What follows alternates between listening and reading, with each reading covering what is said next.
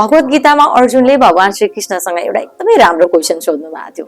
भगवान, हरेक मनुष्यलाई थाहा छ यो पाप गर्नु हुँदैन, यो नराम्रो कार्य हो, तब पनि हरेक मनुष्य किन त्यो पाप गर्नमा प्रेरित भइरहेको हुन्छ? कुन शक्तिले प्रेरित गराउँछ भन्दाखेरि भगवानको आन्सर थियो इच्छा। जब कुनै वस्तुप्रति इच्छा राख्छौ नि तब के हुन्छ भन्दाखेरि त्यो वस्तुप्रति हाम्रो मोह जाग्छ। मोह जागेपछि त्यो वस्तु पाउने जुन एउटा लालच हैन, लोभ जाग्छ अनि हामी त्यो कार्य गर्छौं। तर त्यो वस्तु हामी प्राप्त गर्न सकेनौं भने अनि हामी भित्र रिस उत्पन्न हुन्छ र जति रिस उत्पन्न हुन्छ, जति त्यो वस्तु हामीबाट टाढा हुन्छ, त्यति त्यो मोह जाग्दै जान्छ अनि हामी नराम्रो कार्य गर्नमा प्रेरित हुन्छौं। त्यसैले के को इच्छा गर्ने भन्दाखेरि भगवानले स्वयं भन्नुहुन्छ मेरो इच्छा गर, मलाई प्रार्थना गर, एउटा राम्रो कर्म गर्ने इच्छा गर र सधैँ एउटा राम्रो मान्छे बन्ने इच्छा गर। नमस्ते, म रोशनी, मेरो युट्युब च्यानलमा हजुरहरूलाई स्वागत छ। हामी कसैले भन्नुहुन्छ नि हैन, भगवान हामीले अनुभव गर्यो भन्नुहुन्छ, कसैले मैले त भगवानको अनुभव गरेको छैन, भगवानै हुनुहुन्न भन्नुहुन्छ। यसो हेर्दाखेरि दुवैजना सही हुनुहुन्छ। अब दुवैजना कसरी सही भन्दाखेरि चाहिँ हामी हरेकको जर्नी हुन्छ नि त हैन।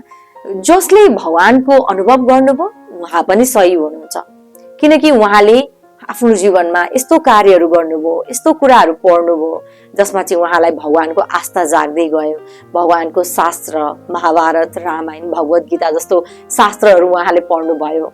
उहाँले आपद पर्दा पनि भगवानलाई धन्यवाद भन्नुभयो, भगवानलाई सम्झिनुभयो र उहाँको हरेक जुन एउटा समस्याहरू समाधान हुँदै गयो भने पक्कै पनि उहाँले भगवानलाई अनुभव गर्नुहुन्छ। जति चित्त शुद्ध हुँदै जान्छ नि त्यति हामी भगवानलाई अनुभव गर्दै जान्छौँ। तर अर्को पर्सन जसको लाइफमा कुनै शास्त्रहरू पढ्नु भएको छैन, कुनै त्यो चित्त शुद्ध गर्ने कार्य गर्नु भएको छैन र एउटा नर्मल लाइफ बाँच्नु भएको छ भने उहाँले भगवानको अनुभव गर्नुभयो हुन्न र उहाँको भनाइमा त उहाँ पनि सही हो नि त। त्यसैले यदि भगवानको अनुभव गर्नु छ भने हाम्रो चित्त शुद्ध गर्नु जरुरी छ। भगवानलाई यतिकै पाउन सक्दैनौँ हामी।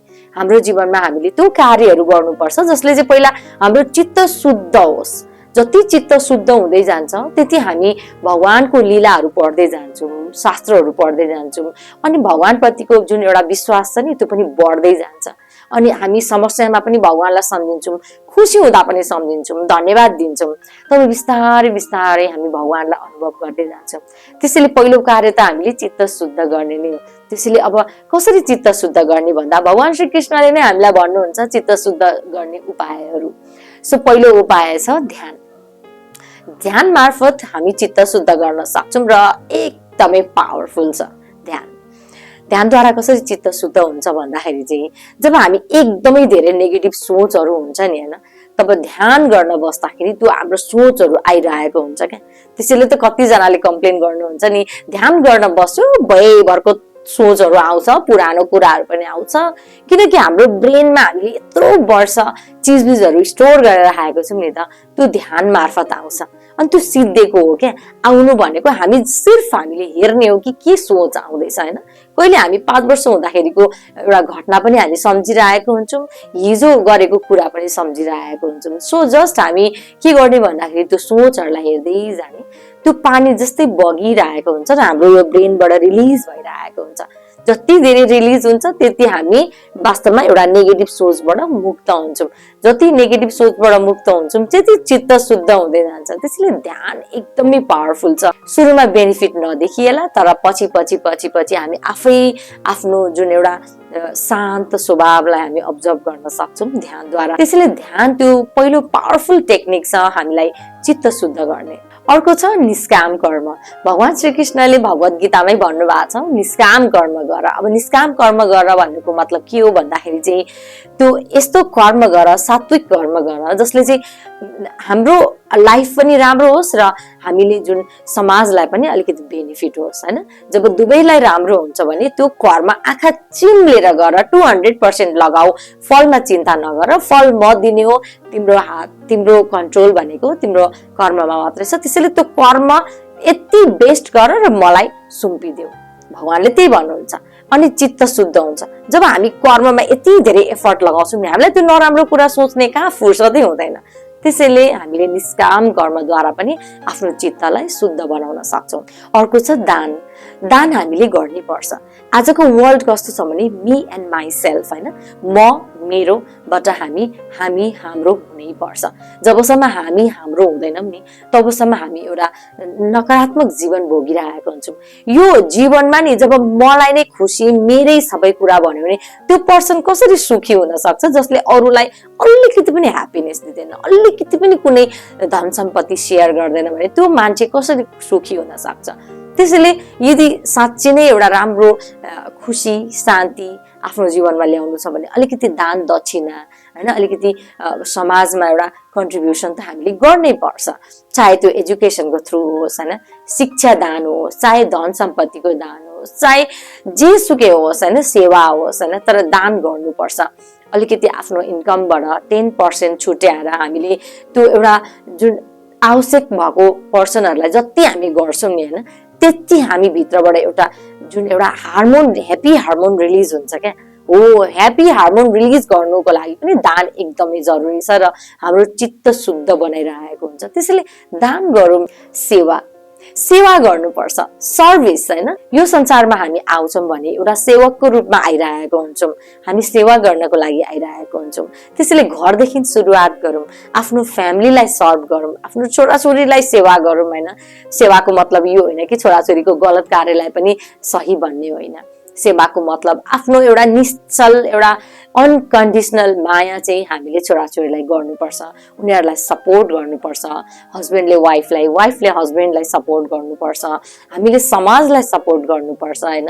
एउटा सेवा भावले पनि अगाडि बढ्यौँ भने हाम्रो चित्त शुद्ध हुँदै जान्छ। अर्को र एकदमै पावरफुल टेक्निक छ मन्त्र जप। यो मन्त्र जप नि यति धेरै पावरफुल छ नि, जब मैले मेरो जीवनमा मन्त्र जप गर्न थालेँ नि तब मलाई यति धेरै राम्रो लाग्न थाल्यो। मन्त्र जप किन एकदमै राम्रो छ भन्दाखेरि नि हाम्रो अगाडि समस्या आइरहेको बेलामा हामी कस्तो सोच राख्छौँ, यति माया लाग्दो र डरलाग्दो सोच आउँछ। कति सुसाइडल थटहरू आइरहेको हुन्छ, कति रिलेटिभहरूलाई कोसिरहेको हुन्छौँ हैन, कति नराम्रो नराम्रो कुराहरू खेल्छ, फ्युचरको चिन्ता हुन्छ, पास्टको गल्तीहरू हामी सम्झिरहेको हुन्छौँ, आफूलाई कोसिरहेको हुन्छौँ। तर जब मन्त्र जप हुन्छ नि तब के हुन्छ भन्दाखेरि त्यो समस्या पनि हुन्छ, हामीले सबै प्रब्लमहरू छेउमा हुन्छ, तर हामी मन्त्र जप गरिरहेको हुन्छौँ। हरे कृष्ण कृष्ण कृष्ण हरे हरे, हरे राम राम राम हरे हरे। मुखमा स्माइलै हुन्छ, मन्त्र जप हुन्छ, समस्या जस्ताको त्यस्तै हुन्छ, तर हामी हाम्रो जीवनमा शान्त हुन्छौँ, सोलुसन खोजिरहेको हुन्छौँ। तब के हुन्छ भन्दाखेरि मन्त्र जप मनले बारम्बार भन्दाखेरि त्यो सबै नेगेटिभ कुराहरू आउन पाएन नि त। हामी जे सोच्न सक्छौँ त्यस्तो ठुलो समस्याहरूमा त्यो कुनै पनि सोच आएन, सिर्फ के आयो भन्दा मन्त्र जप आयो। अनि मन्त्र जपमा हामी बारम्बार जब भगवानलाई सम्झिरहेको हुन्छौँ नि सोलुसन आफै आइरहेको हुन्छ। त्यसैले कति धेरै बेनिफिट छ यो मन्त्र जपमा र हाम्रो चित्त शुद्ध पार्ने सबैभन्दा पावरफुल टेक्निक ध्यान र मन्त्र जप एकदमै पावरफुल छ। त्यसैले यो कार्यहरूद्वारा जति हामी आफ्नो चित्त शुद्ध गर्दै जान्छौँ नि त्यति हाम्रो जीवनमा हामी अगाडि पनि बढ्छौँ, हाम्रो हेल्थ राम्रो हुन्छ। कति हाम्रो डिजिजहरू स्ट्रेसले ल्याइरहेको हुन्छ र स्ट्रेस फ्री भएपछि त त्यो मान्छेको लाइफमा डिजिज भन्ने कुरा हुन्छ हुँदैन। त्यसैले यो टेक्निकहरूद्वारा जब हामी आफ्नो चित्त शुद्ध गर्दै जान्छौँ नि हैन, तब पक्कै पनि हामी आफ्नो भगवानलाई हामी सम्झिरहेको हुन्छौँ, अनुभव गर्छौँ।